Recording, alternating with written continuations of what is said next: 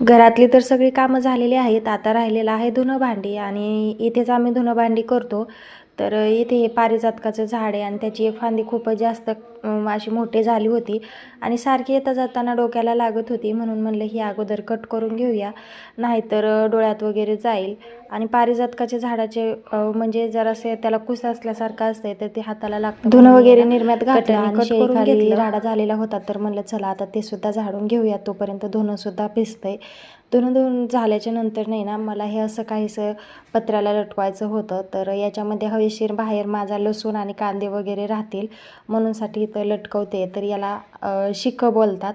असं वरती आधीच्या काळी लटकून याच्यामध्ये माळवं वगैरे ठेवलं जायचं. त्याच्यानंतरनं झाडं आहेत ना, मी माझे असे उन्हाला ठेवले आहेत सगळेच गुलाबाची. का तर सावलीमध्ये होते आतापर्यंत, त्याच्यामुळे ते चांगले काही ग्रो होत नव्हते आणि बराचसा त्याच्यावरती असा मवासुद्धा पडला होता, ज्याच्यामुळे ना जागेवरती कळ्यासुद्धा सगळ्या जळायला लागल्या होत्या आणि झाडांची वाढसुद्धा अशी खुंटली होती आणि कळ्या आलेल्या सगळ्या अशा जळत होत्या.